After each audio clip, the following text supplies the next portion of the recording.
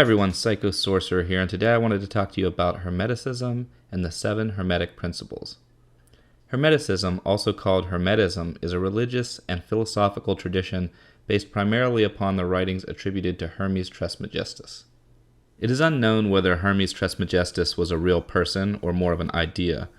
Many people believe that the people involved in early Hermeticism simply wrote under the pen name of Hermes Trismegistus, saying that all of the knowledge they had came from the same source, or the All.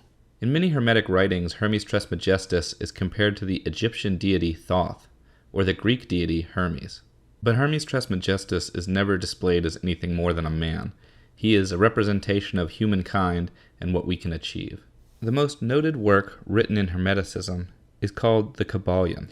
The Kabbalion is basically a collection of all the primary beliefs of Hermeticism, rolled into a single document, actually very short when you compare it to other philosophies and religions. The most well-known and highly used part of the Kabbalion are the 7 Hermetic Principles. In Western magic, we use the 7 Hermetic Principles in almost all of our workings. But before we go into the principles, what exactly is Hermeticism? It is believed that Hermeticism originated in ancient Greece, but that it's based on originally Egyptian ideas. It's also believed that Kabbalah, Jewish mysticism, was based heavily on Egyptian beliefs. We find a lot of similarity between Kabbalah and Hermeticism, and a lot of magical practices merge the two today. It's a common belief that they both get their ideas originally from ancient Egypt. More specifically, Hermeticism comes from alchemy. Hermeticism was originally believed to be the science of its day, but back in those times, science and religion were paired together. Modern-day science removes the spiritual in favor of objectivity. This was not the common practice in the old days. People who called themselves alchemists were usually highly spiritual individuals, though they were also on the bleeding edge of science at that time. Hermeticism was another form of alchemy. Hermeticism relies heavily on the practices of alchemy, astrology, and Theurgy. Theurgy being another word for magic. And so you can see that the alchemist involved in magic would be considered a hermeticist as opposed to a simple alchemist. This is not to say that alchemists didn't partake in magic themselves, it just depends on the individual, and mostly these are just labels.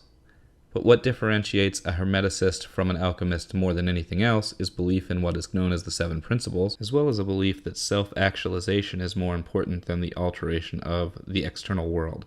So whereas an alchemist may think turning lead into gold would be an actual physical transmutation of a lead object into a gold object, a hermeticist is more likely to see the idea of turning lead into gold as a metaphor, meaning turning something that's base into something that's valuable, or transforming the self from just a typical human into something much greater, via self-actualization.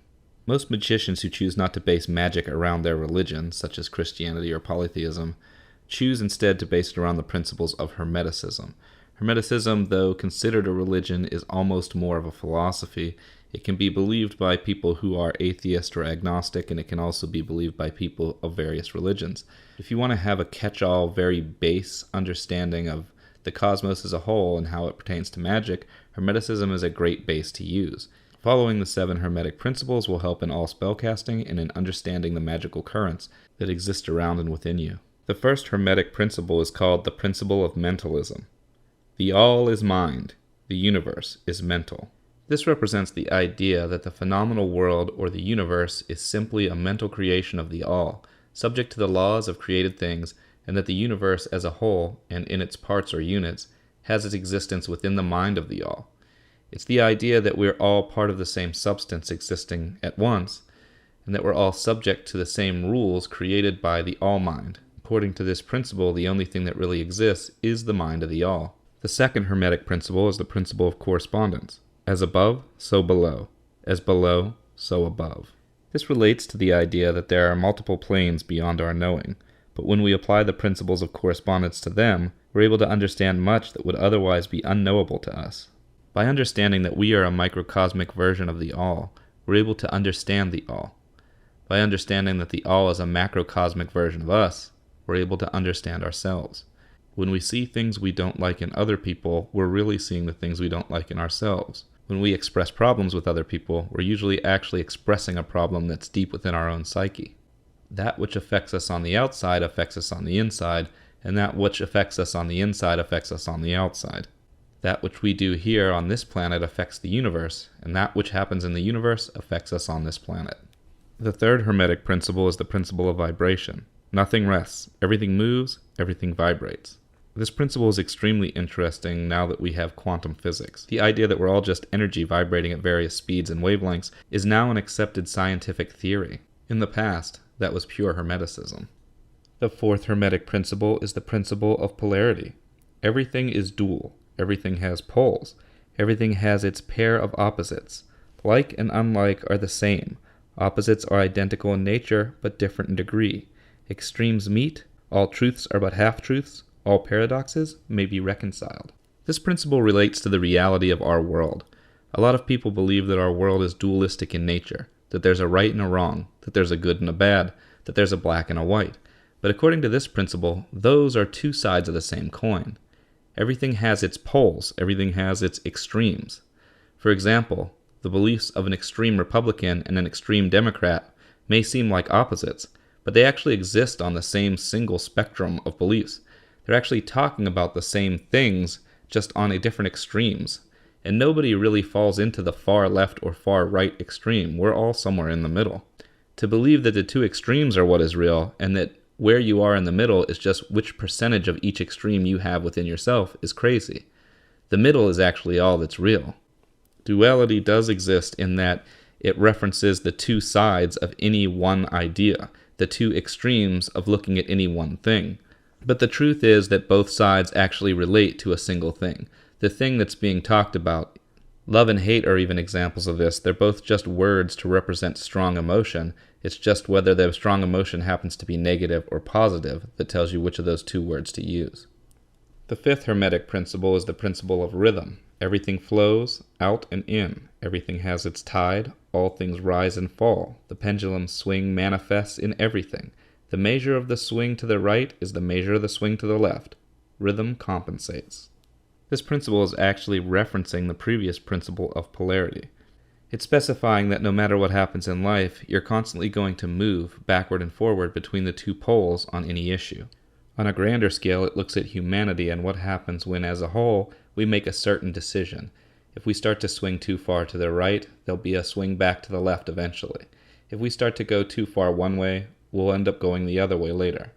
There's always an ebb and a flow. For everything society does in one direction, the later generations will move it in the other. This is the nature of things. This is the nature of reality. And if you watch nature in general, you'll see the same thing in the world around us. In magic, we often train to be depolarized, to not take sides, to see things from the middle path or the middle pillar. The reason for this is so that we can jump onto whatever happens to be the upswing at the time. So if we stay unpolarized and we don't take a particular side and we wait for the flow to move in a certain direction, we can then figure out how to use that same direction for our own magical current.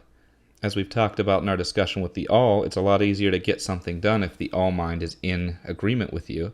And since the All Mind is the collective mind of us all, watching where everyone is moving, watching where society is going at a certain time, and then acting upon that particular movement can give you a huge boost in successful spellcasting. The sixth Hermetic principle is the principle of cause and effect. Every cause has its effect. Every effect has its cause. Everything happens according to law. Chance is but a name for law not recognized. There are many planes of causation, but nothing escapes the law. This relates to the idea that there's no such thing as chance, that everything that appears to happen in congruency actually did happen in congruency, and usually because of a cause. Synchronicity is the result of understanding this principle. This principle is also the basis of logical thought, all logic, and all science. Without this principle, we wouldn't be able to learn, to grow, or to understand the world around us. This is the principle of how we learn. This is the principle of how we grow. This is the principle of understanding. The seventh Hermetic principle is the principle of gender. Gender is in everything. Everything has its masculine and feminine principles. Gender manifests on all planes. This is specifying that within everything exists that thing's opposite. That for everything that you show on the surface, there's a shadow version of the opposite within the self. Every one of us has both masculine and feminine within us. As opposed to the belief that there are men who are masculine and women who are feminine, All men are both masculine and feminine. All women are both masculine and feminine. The same is true for all things. All things hold both the positive and negative version of all that they are within themselves. This is the principle of creation. Man plus woman equals child. Will plus subconscious belief equals manifestation. These 7 principles, together with ideas relating to mental transmutation, the changing of the self, connection and communion with the all, as well as some other more radical ideas, make up the basis of Hermeticism. If Hermeticism seems interesting to you, I suggest checking out the Kabbalion. I'll be showing information about that right here. Thanks everyone, and as always, safe travels.